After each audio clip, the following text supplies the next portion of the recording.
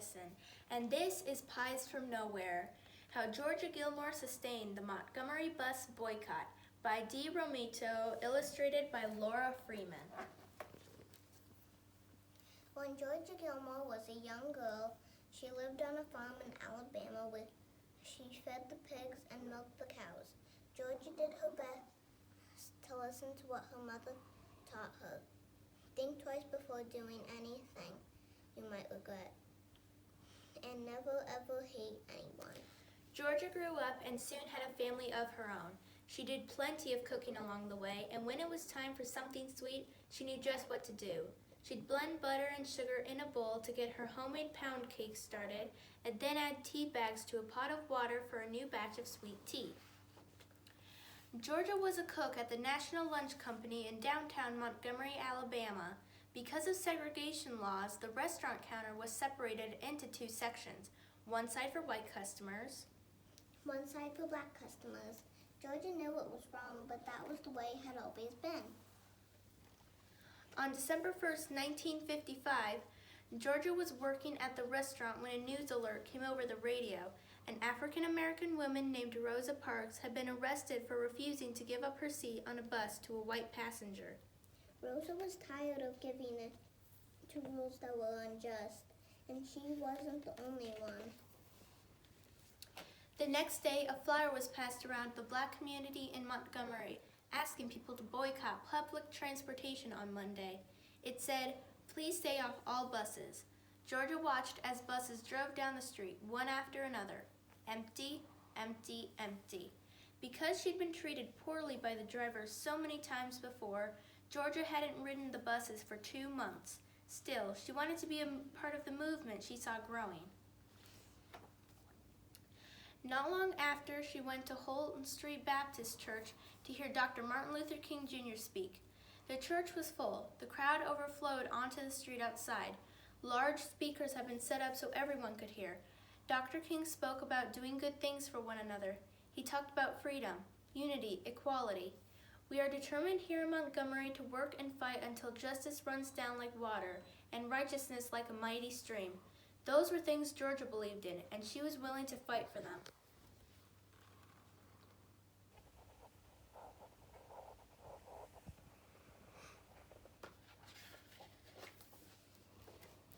So Georgia decided to help the best way she knew how. She worked with a group of women, and together they purchased the supplies they needed: bread, lettuce, and chickens. And then off they went to cook. The women brought food to meetings that followed at the church. They sold sandwiches. They sold dinners in their neighborhoods.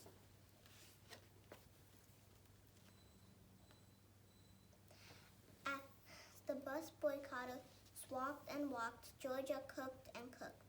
And boy, did the people of Montgomery love her food. Georgia's group donated the profits from their sales to the Montgomery Improvement Association, which helped fund the boycott. But if anyone had found out these women were involved, they could have lost their jobs. So Georgia ran the operation, and the other women acted as secret helpers. "See, the way I figured it, people always had to eat, so I made the pies," said Georgia. The women sold baked goods to local stores, groceries, laundromats, and beauty shops, and people paid in cash so they wouldn't be connected to aiding the boycott. Sweet potato pie, peach pie, red velvet cake, 7-Up cake. Only Georgia knew who baked them, and only Georgia knew who bought them. Every Monday and Thursday, Georgia would go early to the boycott strategy meetings at the church. She'd walk up to the collection plate and announce how much her group was contributing. There was cheering, clapping, foot stomping.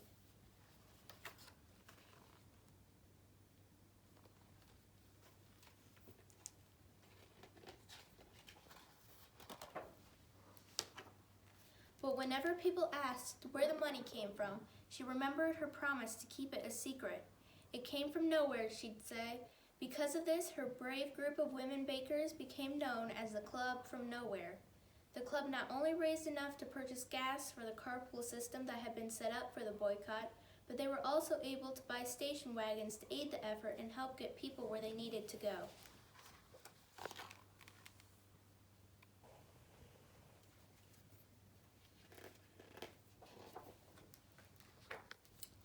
Montgomery didn't want their buses continuing to lose money, so the city did what it could to stop the protesters and their efforts.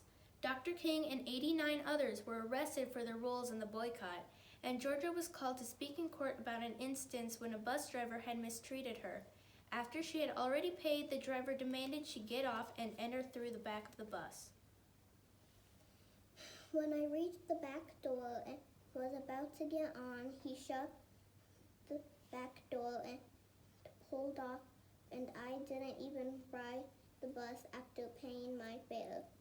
And so I decided right then and there I wasn't going to ride the buses anymore, Georgia testified. Georgia knew she was doing the right thing by standing up for her fellow protesters, but news of the trial spread across the country like wildfire. When the National Lunch Company found out she was part of the boycott, she was fired from her job. Georgia was unemployed and raising 6 children on her own. She needed to find a new way to support her family. Dr. King encouraged her to start her own business. All these years you've worked for somebody else. Now it's time you worked for yourself, he said.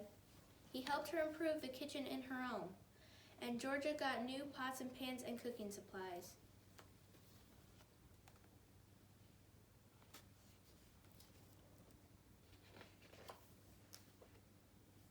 Word soon got around, and people came to eat at Georgia's. When they came to her house for a meal, they would eat wherever they could find a seat, and if they couldn't find a seat, they'd eat standing up.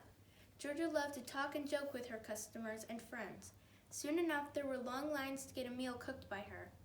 People ordered meals for delivery, too. Georgia was making hundreds of lunches each day.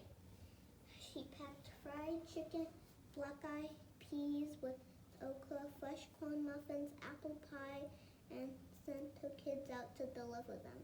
If you were lucky, you might even get her homemade mac and cheese. She was providing good food for her community, but she was also bringing the people of Montgomery together, black and white. Dr. King frequently had meals at Georgia's house. Because she was a big woman with a big personality, he lovingly called her Tiny. And because civil rights leaders knew they could trust Georgia, her home became a place for important and often secret meetings. I just served him and let him talk, she'd say. On November 13th, 1956, Georgia was cooking in her kitchen, listening to music on the radio, when the station interrupted the song to deliver the news. The Supreme Court had declared that segregation on buses was illegal. The boycotters had won. Georgia was thrilled. People could ride the bus and sit anywhere they desired. At the next church meeting, Georgia sat in her seat and listened as Dr. King announced that the Montgomery bus boycott was a success. "We didn't have to walk no more," said Georgia. "Even before Martin Luther King Jr. got up there and told us it was over, we knew it was over and we knew we'd won." Still, there would be more battles to fight, so Georgia Gilmore kept right on cooking.